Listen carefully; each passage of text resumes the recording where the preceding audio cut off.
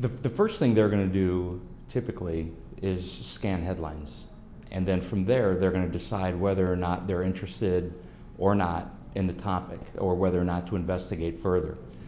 So typically, that may happen in any number of channels. Typically, though, it'll start in social media. The amount of influencers are small. So most of the population is going to go through Twitter or even Facebook to a smaller degree to find different types of news. And from that perspective, news to a millennial is slightly different than it is to older generations like Gen X, like myself, or even baby boomers. They're going to consume snippets of content. So even if they click through a Twitter or Facebook news that's maybe shared from a friend, they're probably going to consume smaller amounts of it. And numbers typically indicate that when you look at the back-end analytics of time spent on a website or even on a page. And bounce rates are higher amongst them as well.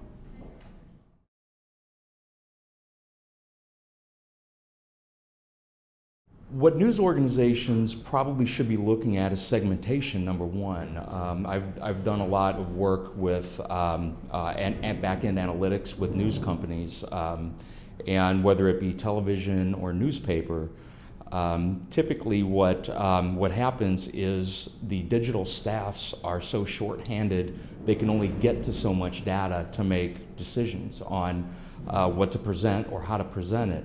When in fact really segmentation is the key to finding out just what millennials are engaged with.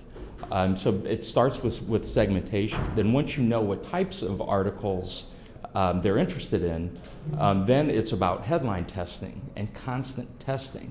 But most news organizations are pretty short-staffed, especially in digital realms, so they can only get to so many things. So it depends if it's a priority for them or not to segment and test to millennials what a headline might be, or what you might say on Twitter or Facebook versus what you say to someone who is from Gen X or baby boomer.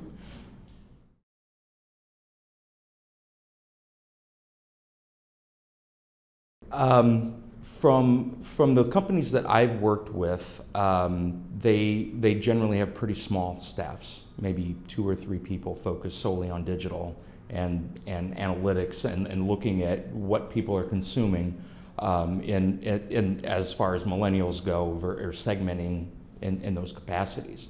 But when it's only a couple of people, it's difficult to do real-time optimization and know that if we switch to this headline, 30% more people are going to consume more of that story or even go to another page because we have a related story that they might be interested in, and what that headline might be.